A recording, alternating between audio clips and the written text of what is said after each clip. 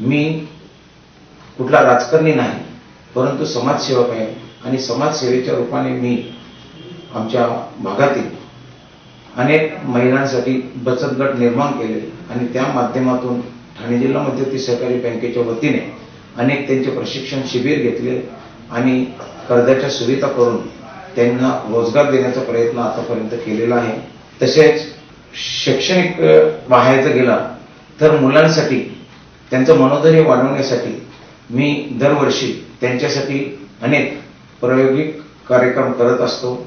तसेच त्यांचं मनोधैर्य वाढवण्यासाठी त्यांना नेहमी 10वी मध्ये असेल तर प्रथम क्रमांक आला तर चांगली मौल्यवान वस्तू किंवा लॅपटॉप वगैरे त्यांना बक्षीस देत असतो। त्या माध्यमातून जवळजवळ वर्षामध्ये 300 विद्यार्थ्यांपर्यंत त्यांचा मान सन्मान आणि गुणगौरव करत असतो। ज्येष्ठ नागरिकांसाठी मला काम करण्याची खूप इच्छा असते, त्याच्यासाठी त्यांना शासनाकडून अनेक योजनांचा फायदा व्हावा म्हणून त्यांना पहिला मी ज्येष्ठ नागरिक कार्ड काढून दिलं आणि मग त्याच्यासाठी मग रेल्वे तिकीट असेल किंवा बस तिकीट असेल किंवा शासकीय फायदे असतील ते मिळवण्याचा मी प्रयत्न करतच आहे आणि ज्येष्ठ नागरिकांचं दरवर्षी मी मान सन्मान करत असतो।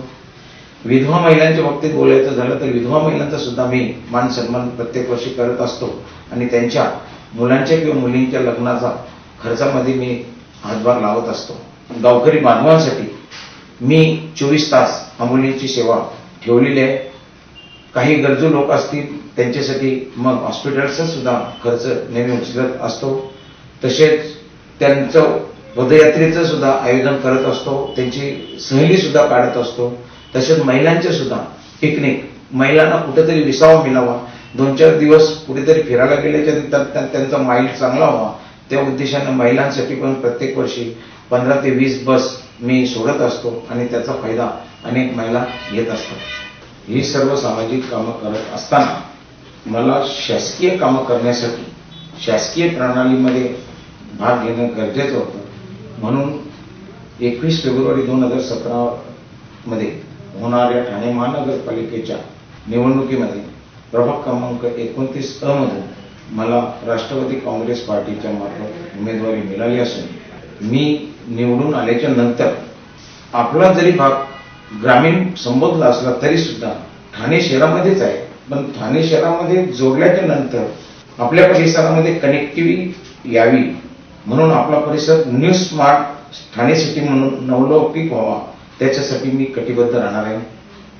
तसेच आपल्या परिसरामध्ये मूलभूत सुविधांचा असलेला वणवा दूर करून घरोघरी पाणी कसा मिळेल, ड्रेनेजची सुविधा कशी मिळेल आणि अशा आरोग्याच्या सुविधा मिळवण्यासाठी मी सुद्धा प्रयत्न करणार आहे।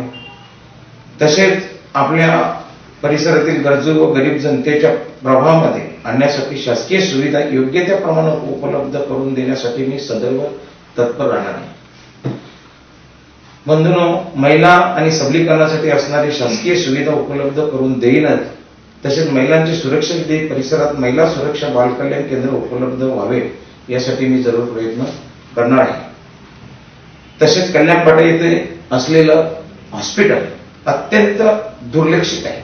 गेले 30 वर्षापासून तिथे हॉस्पिटल आहे, परंतु तिथे फक्त दवागोळीच दिली जातो, तिथे कुठल्याही प्रकारची ऍडमिट करण्याची सुविधाच नाही। तिथे जागा चांगली आहे, जंगलासारख्या ठिकाणी तो वसलेला हॉस्पिटल आहे, म्हणजे तिथे कुठल्याही प्रकारचं प्रदूषण नाही। मी या निवडणुकीमध्ये निवडून आलो तर हे हॉस्पिटलचं सुशोभीकरण करून तिथे योग्य त्या आरोग्य सुविधा कशा मिळतील त्याच्यासाठी मी जास्तीत जास्त लक्ष केंद्रित करणार आहे। तसेच ठाणे महानगरपालिकेमधून आपल्या परिसरात असलेल्या अनधिकृत कामांवरील कारवाईचे विनाशक रूप बदलून सदर बांधकामे नियमित कशी करता येतील, शासनाने ज्या योजना आणल्या त्या योजनेमध्ये सदरची योजना कशी समाविष्ट करता येईल हे मी पाहण्याचा प्रयत्न करणार आहे। रस्त्यावर रात्रीचा प्रवास सुखकर व्हावा किंवा अप्रिय घटना होऊ नये किंवा महिलांना कुठे तकलीफ होऊ नये याच्यासाठी रोडवर पथदिवे लावून जास्तीत जास्त रोड सुशोभीकरण कसं होईल त्याच्यावर प्रयत्न मी जरूर करणार आहे। मराठी शाळेमध्ये विद्यार्थ्यांना शिक्षणाची गुणवत्ता वाढवण्यासाठी मी उच्च प्रतीचे शिक्षण व साहित्य उपलब्ध करून देण्याचा प्रयत्न करणार आहे। मागे मी ठाणे महानगरपालिकेच्या शिक्षण मंडळावर होतोच आणि या परिसरातील आज जो वाढ आहे, मग खाडी शाळा असेल, डायगर शाळा असेल, देसाई शाळा असेल आणि शील शाळा असेल, मी फक्त शिक्षण मंडळावर होतो तरी सुद्धा 4 शाळांसाठी जवळजवळ 3.5 कोटी रुपये ठाणे महानगरपालिकेने खर्च करून 4 शाळा बांधलेल्या आहेत आणि तिथं शाळेमध्ये शिक्षण दिलं जातं, परंतु त्याच्यासाठी प्रयोगशाळा असतील किंवा टेक्निकली हे असतील त्याच्यासाठी जास्तीत जास्त साहित्य मिळवून पोरा सक्षम कशी होतील त्याच्यावर लक्ष केंद्रित करणार आहे. तसेच आपल्या परिसरामध्ये खेळाडू खूप आहेत, मुलांना खेळाडूची आवड खूप आहे, परंतु ठाणे महानगरपालिकेने मैदानासाठी आरक्षण केलेले आहे, परंतु ती मैदानं तयार केलेली नाही. जागा उपलब्ध आहेत शासनाच्या, परंतु त्या जागा जर सुशोभीकरण केल्या, तिथं क्रीडांगण केलं तर चांगले अष्टपैलू खेळाडू सुद्धा आपल्या भागामध्ये निर्माण होऊ शकतील आणि त्याच्यासाठी मी जरूर प्रयत्न करणार आहे. तसेच आगरी समाजाच्या प्रबोधनासाठी व विकासासाठी शासकीय योजनांचा लाभ व समाजातील बांधवांना मिळावा यासाठी मी सदैव प्रयत्न करणार आहे. बंधू आणि भगिनींनो, परिसरातील माझ्या अंध, अपंग, दिव्यांग बांधवांना व दुर्बल घटकांना नियमित प्रवाहात आणून त्यांचे जीवन सुखकर कसे होईल व त्यांना सुविधा कशा मिळतील याच्याकडे मी लक्ष देणार आहे. महानगरपालिकेच्या अनेक योजना असतात, शासनाकडून आलेल्या सुविधा असतात, परंतु त्या सुविधा अजून आपल्या भागामध्ये पोहोचलेल्या नाही. त्या सुविधांची माहिती आपण माझ्या समाज बांधवांना देऊन नक्कीच या भागाचा विकास कसा होईल त्याच्याकडे मी लक्ष देणार आहे.